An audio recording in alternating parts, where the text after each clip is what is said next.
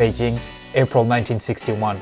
The Chinese men's team reached the final of the Table Tennis World Championships for the first time in history. The men who represent the People's Republic of China will be key actors in the radical changes that their country will take in the near future. Between diplomacy, conspiracies and betrayals, they are the witnesses of a changing world. But before we talk about them, let's go back a bit. Rong Guo Tuan is born on August 10, 1937 in Hong Kong, less than a month before the Japanese invasion of China. His parents are from the Guangdong region on the continent. Rong becomes Hong Kong champion at just 17, beating Japanese world champion Ogimura Ichiro. The young player encounters more and more problems due to his ties to the newly formed People's Republic of China. A member of the Communist Party, he decides to immigrate to the continent to study at the newly formed Guangzhou Sports University. He writes in his diary, "My new life begins today." In the 1950s, the People's Republic of China is a country in ruins. From the British invasion of the First Opium War a century prior, to the Japanese occupation and the Civil War that just ended, the priority is reconstruction, not sports achievements. The country has almost no international representation, whether diplomatic or in sports. The People's Republic of China will only participate in its first Olympic Games in Los Angeles in 1984. In 1958, at age 21, Rong announces to his teammates that he will become world champion within 3 years. He is seen at best as a sweet dreamer, at worst as an arrogant fool. He made this announcement to force himself to become successful in his quest. He polishes his technique and invents a new serve that hides the effect from his opponents. At the 1957 World Championships, China had won just 2 bronze medals, crushed by the Japanese and the Hungarians, the dominant nations in post-World War II table tennis. While the country is not recognized by most of the nations of the world, very few athletes have the opportunity to take part in international competitions. In '59, the Chinese team manages to place 4 men in the quarterfinals and is therefore in a very good position to win its first world championship. Disaster for the Chinese team. 3 of the 4 players are harshly beaten 3-0 by their opponents. Only Rong manages to win after a marathon match in 5 sets against the Hungarian Zoltán Bercik, 3-time European champion the year prior. New match in 5 sets for the semi-final. Rong beats US player Dick Miles, a pioneer of table tennis in the United States. In the final, Rong has the opportunity to make history by becoming the first world champion of the People's Republic of China in any sport. Facing him, the Hungarian Ferenc Sidó, legendary table tennis player who won 9 world championship titles. Rong loses the first set 21-19, but turns the game around thanks to his special serve. He wins the second, third and fourth sets 21-12, 21-15 and 21-14 and becomes the first world champion of his country. He is held throughout China for his historical performance, and table tennis becomes a source of national pride. Table tennis is developing throughout China and is given the name of Guojiu, the country's ball sport. Its enormous popularity and low cost seem to ensure it a bright future in the Middle Kingdom. In 1961, the People's Republic of China holds its first international sports competition, the 26th World Table Tennis Championships. Never before had so many Westerners visited the young republic. The Chinese team, made up of talented young players, is about to begin a world domination that seems unstoppable. In singles, the young table tennis player Zhuang Zedong wins his first world champion title. The men's team, which includes Zhuang Zedong and Rong Guo Tuan among others, faces the great Japanese team in the final. The Japanese count Ogimura Ichiro in their ranks, whom Rong had met in Hong Kong 7 years earlier. The Chinese win 5-3 and become the first Chinese team to win a world title. Rong wins the last match. The emotion of the crowd is palpable. In the women's competition, Jiu Zhonghui becomes the first female Chinese world champion. In the country ranking, the Chinese finish first ahead of the Japanese. Rong retires after the championships at age 24. He becomes the coach of the national women's team and leads them to their first title at the 1965 World Championships. In this edition, the Chinese win 5 of the 7 titles and 16 of the 26 medals. Zhuang Zedong wins his 3rd world title in a row. The Chinese domination is total, but the sky is about to darken over the Middle Kingdom. The Cultural Revolution is launched in 1966. Its aim is to accelerate the transformation of the country and to get rid of revisionist elements. The country's youth is the spearhead of the movement to destroy the old world. Wanting to erase the past, the Red Guards will set about destroying Chinese culture in order to build the world of tomorrow. The arts and sports circles are particularly affected. Hong Kong table tennis players are easy targets for zealous Red Guards. They are criticized for their imperialism and are subjected to imprisonment and torture.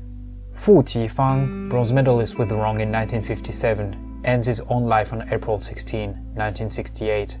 Jiang Yongning, triple team bronze medalist in 56, 57 and 59, does the same on May 16. On the evening of June 20, 1968, Rong leaves his wife and his newly born daughter to go for a walk on the shores of the magnificent lake Longtan. He is found hanged the next morning. He has in his pocket a piece of paper on which is written, "My reputation is more important than my life."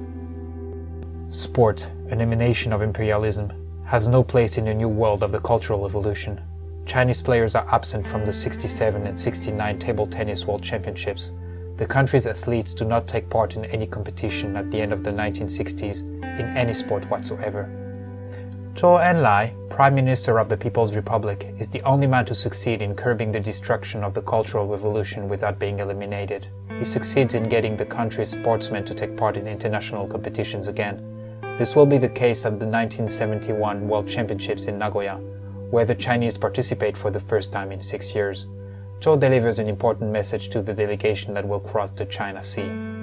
Friendship in the foreground, competition in the second. Zhuang Zedong, triple world champion in singles between 1961 and 1965, is still present although far from his level of the 1960s. His presence at these world championships will mark history, however. On a training day, Glenn Cowan, a young player of the American team, misses his team's bus and ends up in that of the Chinese. Cowan, the 19-year-old New Yorker, is in a delicate situation. The Vietnam War is far from over, and President Nixon is struggling to withdraw US troops from the country. China is North Vietnam's #1 ally, and the Cultural Revolution is in full swing. At the time, in the Middle Kingdom, the United States is seen as the embodiment of absolute evil. A member of the Chinese team recounts his amazement at the sight of the American. 那个乒乓球，美国的乒乓球运动员就是一个长头发的那么一个，那时候还不太多，嬉皮士那时候还是。The political situation between the two countries makes what is about to happen even more extraordinary.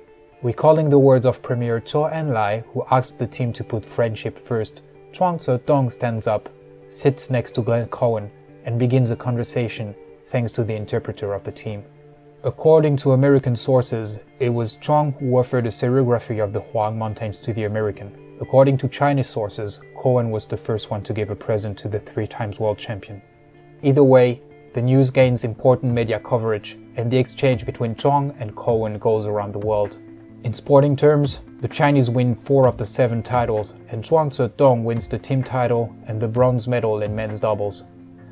Prime Minister Zhou Enlai informs Mao Zedong of the meeting between Cowan and Zhuang and offers to invite the American table tennis team to China. The chairman of the Communist Party first refuses but lets himself be convinced. Relations between China and the Soviet Union deteriorated greatly, and border fights even took place in 1969, killing dozens on both sides. Mao recognized the importance of creating diplomatic ties with the United States, even through table tennis. The American team, accompanied by journalists and Dick Miles, who had been beaten by Rong Guo Tuan in 1957, become the first official delegation from the US to set foot on Chinese soil since the end of the Civil War in 1949. Cowan is greeted by Zhuang. The delegation spends a week in China, from April 10 to April 17, 1971, and plays friendly matches with the Chinese. This visit was picked up in the 1994 movie Forrest Gump. We were the first Americans to visit the land of China in like a million years or something like that. Outraged by the visit, US Vice President Spiro Agnew publicly condemns the US delegation. Agnew naturally aligns with the policies of President Richard Nixon, a staunch anti-communist and vehement critic of China. We can see that China is the basic cause of all of our troubles in Asia. If China had not gone communist, we would not have had a war in Korea. If China were not communist, there would be no war in Indochina. The American vice president was completely surprised when he learned that Nixon personally approved the visit of the American table tennis players to the other side of the Iron Wall. Like Mao, the American president understood that the Cold War was no longer played out between the USSR and the United States. and that the Americans and the Chinese had much to gain from entering into diplomatic relations. The Americans returned the favor to the Chinese team, which visited the United States a year later. President Richard Nixon begins an historical visit to the People's Republic of China from February 21, 1972. He is greeted by Zhou Enlai upon arriving in the country. Nixon wrote in his memoirs, "When our hands met, an era ended and another began." Nixon's visit to China was of paramount importance in the advancement of relations between the two countries. On January 27, 1973, Le Duc d'O and Henry Kissinger signed the Paris Agreements, ending 8 years of American presence in Vietnam. Richard Nixon was widely re-elected in 1972, then forced to resign in 1974 following the Watergate scandal. Zhou Enlai and Mao Zedong died a few months apart from each other on January and September 1976.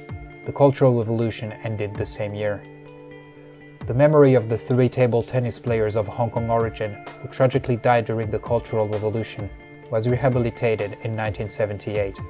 The same year, caught up by his links with the Gang of Four, a radical faction wanting to continue the Cultural Revolution, Zhuang Zedong was imprisoned until 1980. He was then placed under house arrest for 5 years and then rehabilitated in 1985. The Three Heroes Cup is an annual table tennis tournament in honor of the 3 table tennis players from Hong Kong. It recalls the memory of Fu Qifang, Jiang Yongning, and Rong Guo Tuan, a young student who changed his life to be able to make his country shine in the eyes of the whole world. Even if few people know the names of the sportsmen in today's video, they have played a major role in the development of top-level sports and the foreign relations of their country. These pioneers set out on a path that many others followed after them.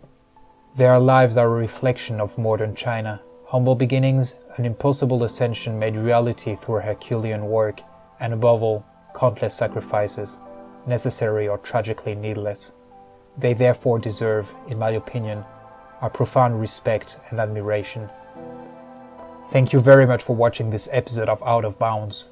The next video will be about a new sport, so feel free to subscribe and let us know in the comments which sports you would like to see on the channel.